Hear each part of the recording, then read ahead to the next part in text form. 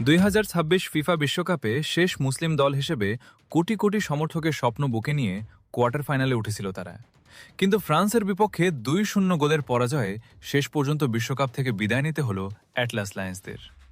ম্যাচের শুরু থেকেই ফ্রান্স বলের দখল নিয়ে একের পর এক আক্রমণ চালাতে থাকে। অন্যদিকে মরক্কো নিজেদের রক্ষণকে শক্ত রেখে সুযোগের অপেক্ষায় ছিল। প্রথমার্ধেই ফ্রান্স একটি পেনাল্টি পেয়ে যায়। সবাই ভেবেছিল কিলিয়ান এমবাপ্পে সহজেই গোল করবেন, কিন্তু মরক্কোর বিশ্বস্ত গোলরক্ষক ইয়াসিন বুনু দুর্দান্ত সেভ করে পুরো স্টেডিয়ামকে অবাক করে দেন। সেই মুহূর্তে মনে হয়েছিল মরক্কো হয়তো আরেকটি ইতিহাস লিখতে যাচ্ছে।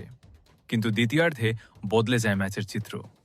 60তম মিনিটে দুর্দান্ত আক্রমণ থেকে দেজিরে দোয়ের বাড়ানো বল দারুণ ফিনিশিংয়ে জালে পাঠান কিলিয়ান এমবাপ্পে। ফ্রান্স এগিয়ে যায় 1-0 ব্যবধানে। গোল হজম করার পর মরক্কো সমতায় ফেরার জন্য মরিয়া হয়ে আক্রমণে ওঠে, কিন্তু ফরাসি রক্ষণ তাদের প্রতিটি প্রচেষ্টা ব্যর্থ করে দেয়। এরপর 66তম মিনিটে আবারও ফ্রান্সের দুর্দান্ত আক্রমণ। এমবাপ্পের তৈরি করা সুযোগ কাজে লাগিয়ে ওসমান দেমবেলে দ্বিতীয় গোলটি করেন। মুহূর্তেই স্কোর লাইন হয়ে যায় 2-0।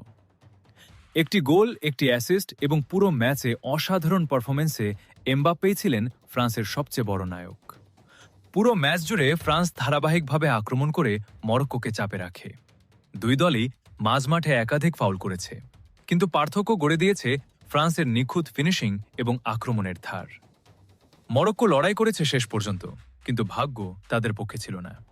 77তম মিনিটে সামান্য চোটের কারণে এমবাপ্পেকে বদলি করে মাঠের বাইরে তুলে নেওয়া হয়। মাঠ ছাড়ার আগে তিনি একটি গোল ও একটি অ্যাসিস্ট করে ম্যাচের ভাগ্য প্রায় নিশ্চিত করে দেন। শেষ বাঁশি বাজতেই মরক্কোর খেলোয়াড়দের চোখে মুখে ছিল হতাশার ছাপ। একমাত্র মুসলিম দল হিসেবে তাদের বিশ্বকাপ অভিযান শেষ হয়ে গেল। তবে হারলেও তারা দেখিয়ে গেছে কিভাবে সাহস, পরিশ্রম আর আত্মবিশ্বাস নিয়ে বিশ্বের সেরাদের সঙ্গে লড়াই করতে হয়। অন্যদিকে ফ্রান্স 2-0 গোলের জয়ে সেমিফাইনালে উঠে আবারও শিরোপা স্বপ্ন বাঁচিয়ে রাখল। আর মরক্কো বিদায় নিলেও কোটি কোটি ফুটবল প্রেমীর হৃদয়ে তারা চিরকাল সম্মানের আসনে থাকবে।